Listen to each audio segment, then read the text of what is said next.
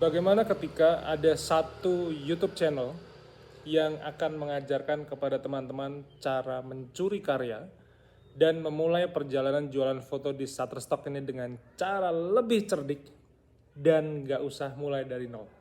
Ini sebuah komentar paling epic yang saya terima dari kemarin salah satu subscriber, dan bagaimana jika ini terjadi kepada kita semua. Stay tune guys.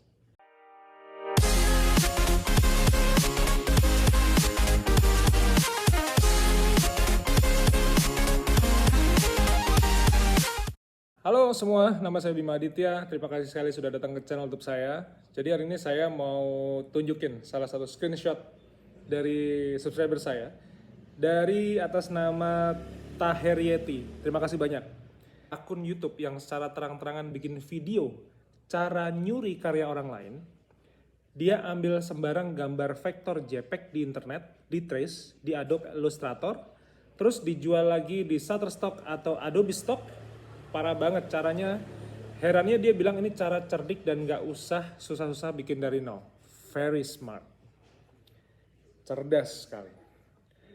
Saya nggak begitu kaget ya dengan hal-hal beginian, karena dari 2010 dulu di internet marketing itu selalu ada cara untuk ngakal-ngakalin sistem dengan cara masa bodoh mau halal atau haram, yang penting duitnya masuk. Sekarang kalau teman-teman bisa ngeliat vlog-vlog saya sebelumnya, bahwa saya pernah bilang bahwa di dunia internet marketing ini ada dua kubu. Satu kubu namanya white hat, yang satu lagi kubunya namanya black hat. Topi putih, topi hitam. Topi putih ini diidentifikasikan sebagai orang-orang yang sabar, kelihatan bego dengan cara berjuang setiap hari, nggak terjual juga masih mau bego-begoan untuk kemudian tidak perlu susah-susah lah intinya.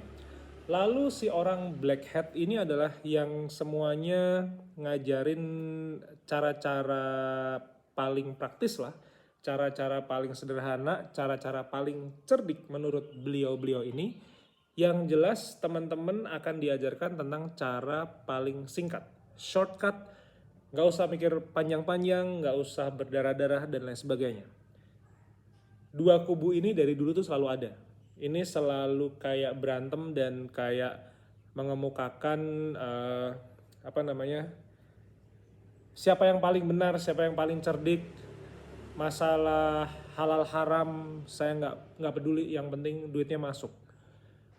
Kalau orang white hat, dia bilang nggak apa-apa pelan-pelan, yang penting rezeki saya berkah. Orang black hat bilang cuman orang bego lah yang memulai segalanya dengan cara bersusah payah. Saya intinya saya pribadi, saya berada di komunitas yang white hat. Jadi menurut saya bisa datengin banyak uang dari internet itu sudah sebuah cara luar biasa di bidang digital marketing zaman sekarang. Cuman saya masih percaya bahwa uang itu nggak cuman sekedar datang dari langit. Uang itu datang dari Sang Maha Pencipta, yang itu kalau saya mungkin menyebutnya Allah, teman-teman menyebutnya ada mungkin Tuhan Yesus segala macam atau apapun itu. Sehingga bahkan saya mempercayai bahwa ada sebagian kecil dari harta saya itu yang bukan punya saya. Ada, kalau kita bicara fakir miskin dan orang terlantar mungkin itu udah klasik ya. Cuma masalahnya ini ada juga yang punya istri, anak-anak saya, keponakan saya, sepupu saya, saudara saya, anak asuh saya, dan lain sebagainya, yang saya nggak bisa ikhlas kalau mereka semua makan dari uang haram. Ya kalau saya makan uang haram mungkin nanti pertanggungjawabannya cuma saya sendiri lah. Tapi bagaimana ketika anak istri saya, keponakan, anak asuh misalnya, makan dari uang haram yang asalnya juga dari ngakalin atau mencuri kepemilikan orang lain. Saya nggak akan berada dalam situasi seperti itu.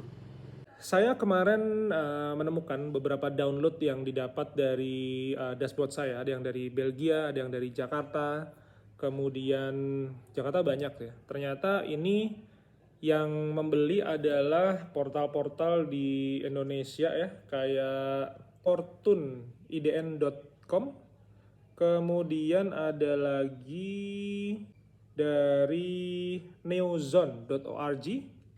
Ini bahasanya apa? Saya nggak ngerti deh bahasanya nih. Ada lagi saya dapat dari Fortune IDN lagi. Ada lagi Fortune IDN lagi. Jadi intinya adalah pintu gerbang Halim Perdana Kusuma, dapatnya juga 10 sen, 10 sen, 10 sen. Cuman ya recehan. Inilah kenapa saya dibego-begoin dan digoblok-goblokin sama sebagian orang, terutama yang mungkin sukanya black hat. Kalau dari cara nulisnya sih kayaknya barusan, anak-anak barusan lah, belum ada 10 tahun mungkin dia dapat duit dari internet, terus kemudian dia pengen potong Kompas shortcut gitu. Siapapun teman-teman yang melihat vlog kali ini, siapapun teman-teman yang sudah earning lebih besar daripada saya, nih earning saya bisa tunjukin ya di Shutterstock nih recehan lah, 35 anggaplah sampai mungkin $50 untuk sekali payout, bisa jadi 1 bulan saya dapat segitu kurang lebih. Nah, kalau teman-teman dapatnya bisa $100, $200, $500, $1000, selamat ya. Cuman saya cuma bisa berpesan kepada teman-teman semua yang melakukan ini bahwa ada karma. Jadi silahkan menunggu karmanya, entah itu terjadi kepada balasannya kepada teman-teman sendiri atau kepada istri, keluarga, anak, orang tua dan lain sebagainya. Saya cuman pengen cari rejeki halal. Jadi sampai kemarin saya bahas tuh Shutterstock tuh halal apa haram ya gitu. Waduh, itu udah tingkatan expert lagi, itu udah kepala saya udah nggak mampu tuh berpikir kayak begitu. Cuman saya pikir begini ya. Bagi saya rezeki halal itu adalah rezeki yang saya dapat karena saya berjuang sendiri. Saya merasakan susah payahnya, saya ngerasain putus asa, sama seperti teman-teman semua, ketolak dan lain sebagainya. Tapi ternyata ada satu YouTuber, saya juga nggak dikasih linknya dan saya juga nggak perlu tahu, saya nggak mau tahu dia itu siapa. Cuman satu lah, saya sama dia pasti sama-sama YouTuber, kita sama-sama menikmati uang AdSense. Ya saya nggak yakin gitu uang AdSense-nya halal atau haram, karena dia ngajarin cara orang nyuri gitu. Nyurinya nyuri karya, dan ini sudah terjadi ke teman saya namanya Tejo. Akhirnya ya di drop tuh, karyanya di drop out, kemudian nggak tahu, harusnya secara etika ini di ban. Nah dulu tuh orang-orang komunitas black hat itu tuh dia kayak kuat-kuatan mental. Jadi akun 1 di drop, dia bikin lagi akun 2, di drop lagi, bikin lagi akun 3, terus gitu. Nah saya jadi mikir begini, sampai dulu tuh ada namanya jualan akun loh, jualan akun Facebook buat ngiklan itu ada. Saya sampai mikir, ini sebenarnya kerjaannya itu adalah seorang digital marketer yang datengin duit dari internet atau malah jual beli akun, saya bilang begitu. Kalau saya sih suruh jual beli akun saya nggak mau gitu. Saya lebih baik saya membranding diri saya, kemudian bikin portofolio yang bagus, kemudian saya jualannya. Ya kalau teman-teman lihat di tempat saya, ada yang jualan tanaman gantung, ada yang jualan apa tuh namanya muka saya sendiri, ada yang jualan foto rumah makan di Hong Kong gitu, macam-macam, ada es krim Singapura, es potong tuh saya jualan macam-macam gitu. Ya mungkin kalau buat sebagian orang dibilangin orang bodoh ya, orang bego juga nggak apa-apa sih, cuman yang penting istri saya, keempat anak saya makannya dari uang halal. Jadi saya foto itu memang saya ambil sendiri, saya foto sendiri, saya edit sendiri, saya jualin sendiri, dengan melewati ratusan ataupun ribuan penolakan yang memang jadi momok buat saya dulu di tahun-tahun pertama, 2 tahun pertama, atau mungkin sekarang teman-teman nih jadi momok nih, jadi mimpi buruk nih. Udah bagus ditolak, motretnya pakai kamera mahal ditolak, pakai handphone mahal juga ditolak. Ya ini pilihan masing-masing sih ya. Saya pernah bahas ya, salah satu alasan sederhana di ebook saya jualan foto dengan Shutterstock dan Shutterstock ini, teman-teman bisa download di bawah. Salah satu alasan sederhana saya ketika saya berjualan foto di Shutterstock ini kan, satu, ini kayak fotografi game, dimana saya tuh masih menikmati uang yang cukup besar dari pekerjaan saya memotret langsung directly ke klien gitu. Cuman kok ada satu foto yang dari 2010 saya motret di Mogiri jadi duit. Ada foto yang dari zaman 2014 saya di Singapura dari mulai 10 sen dapat $1.37 gitu. Buat saya sih menyenangkan sekali gitu. Buat saya dapat duit dari hal-hal yang bahkan udah basi, udah lama, udah usang segala macam, sampai hari ini masih datengin duit, buat saya tuh sebuah $1 million job ya. Sehingga saya merasa bahwa semuanya itu tidak ada yang putus rezekinya gitu. Nah maka kalau memang teman-teman ya mau melihat atau bahkan mau mencari gitu, nggak apa-apa, cari aja, mudah-mudahan ketemu. Jadi teman-teman malah bisa ketemu sama youtubernya yang ngajarin bagaimana cara mencuri karya orang. Silahkan, mudah-mudahan ketemu, dan kalau memang teman-teman suka dengan cara itu nggak apa-apa, silahkan ditiru aja. Cuman masalah berkah enggaknya saya nggak tahu ya. Kalau saya sih masih percaya bahwa keberkahan itu penting. Berkah itu belum tentu nilainya kecil loh ya. Berkah itu bisa jadi nilainya justru jauh lebih besar dan manfaatnya jauh lebih banyak. Maka kalau teman-teman nggak sabar, boleh ngikutin mas youtuber itu. Cuman kalau mau yang santai, mau yang cari berkah, mau yang cari ya hidup-hidup slow lah gitu ya. Teman-teman masih kerja, teman-teman masih dapat gaji gitu ya. Yuk bareng-bareng. Selamat berburu dolar. Ayo bareng-bareng sama saya, kita berjuang bareng-bareng, kita nyesek-nyesek baleng. Kemarin kan juga ada yang tiba-tiba duitnya dibalikin lagi sama Shutterstock gitu.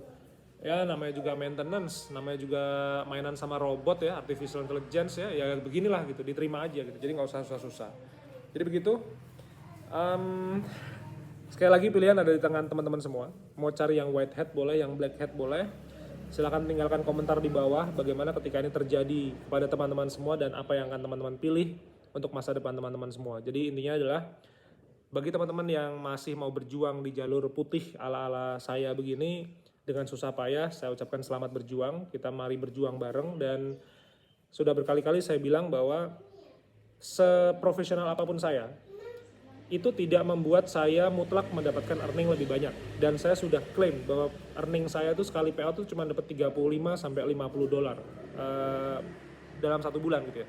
Dari situ kalau teman-teman tiba-tiba 1 bulannya itu kok malah bisa dapat 70, ya bagus. Kemarin saya ngajarin seorang ibu dari Jakarta, itu di bulan yang sama kita payout bareng-bareng. Saya dapat 41, si ibu itu dapat 60. Dia belajar sama saya. Jadi ibaratnya gurunya lebih dikit earningnya gitu. Buat dia juga nggak apa-apa tuh. Terserah aja orang, namanya juga yang dipelajari adalah experience saya, bukan earning saya pada saat itu gitu. Yang dipelajari adalah sama si ibu itu adalah pengalaman saya selama 15 tahun motret gitu. Jadi buat saya ini kayak semacam fotografi game. Gitu ya teman-teman. Teman-teman bisa baca ebook saya di bawah. Peralatan-peralatan fotografi saya yang sudah saya tes sendiri, itu semua ada di bawah. Saya adalah pengguna Canon, maka peralatannya hanya akan seputar Canon. Cuman teman-teman juga sudah saya sarankan untuk bisa membeli Fujifilm atau mungkin Nikon atau bahkan mungkin Sony Alpha segala macam. Saya pernah nyoba, cuman bukan daily kamera saya gitu. Yang daily kamera saya adalah Canon EOS M10, kamera murahan lah, kamera bekas gitu ya. Begitu. Sekali lagi saya ucapkan terima kasih. Pilihan ada di tangan teman-teman semua. Selamat berjuang dan selamat menghasilkan passive income untuk masa depan.